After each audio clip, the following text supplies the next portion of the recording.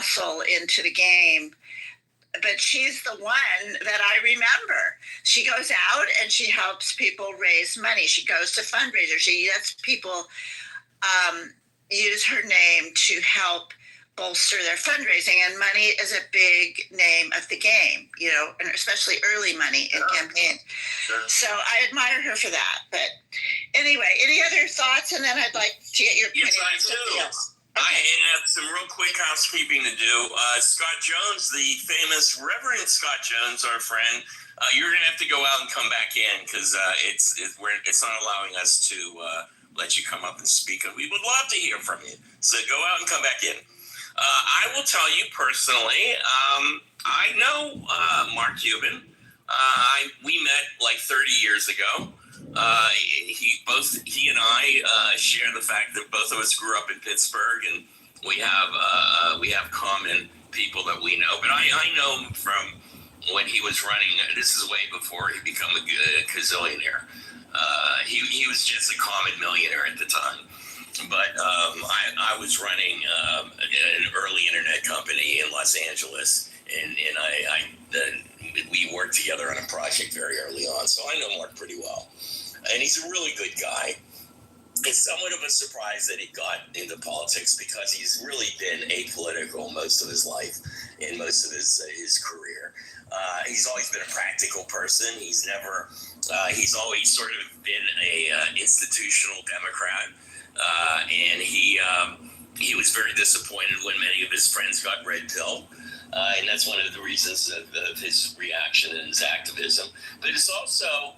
He has become more active. He sold his share. Well, he still has a share, but he sold his majority ownership of the basketball team, the Dallas Mavericks, and he started a direct-to-consumer drug pharmacy company, and he's very much into universal health care, and he's a big proponent of providing health care to, the thing that he's really pissed off is obviously the destruction and denigration of Medicaid.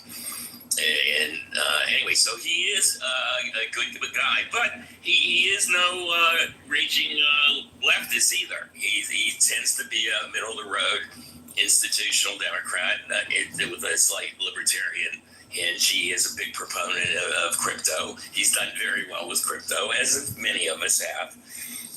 He's a good guy with good intentions, and he's putting his name out, and he doesn't have to do that. And he really does hate Trump, which is really good. And he's motivated to do what he can to try to prevent Trump from destroying the earth.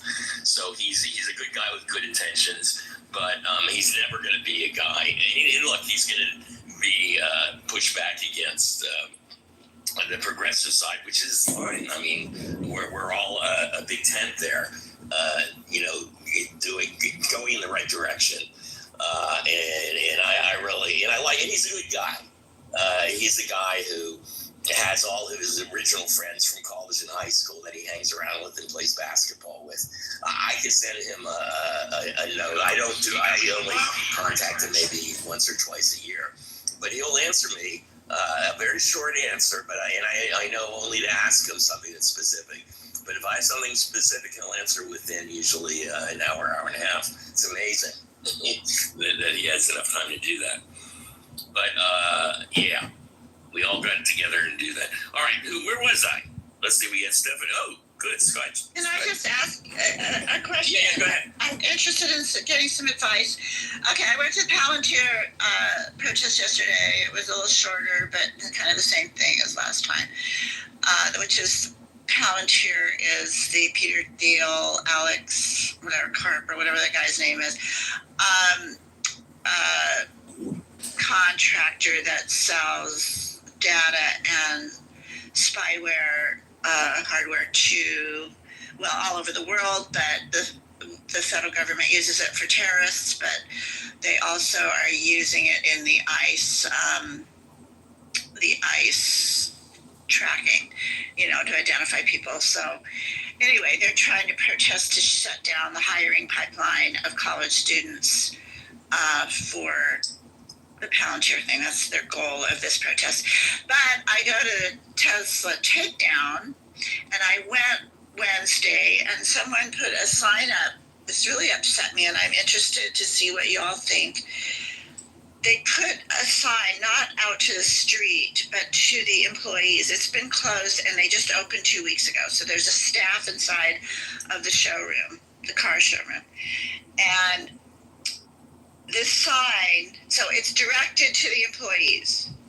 And it says, "You work for a Nazi. What does that make you?" And that really upsets me, because I feel as if we shouldn't be targeting employees, people that are trying to make a living. They can't control what their CEO does. I just feel as if it's a misdirected thing that is not going to help us move us forward, and accusing people we don't know, that are not on the public record, that are not public figures, regular people that are working a job, of being Nazis. And I think that's wrong. And it's a debate in this group I'm in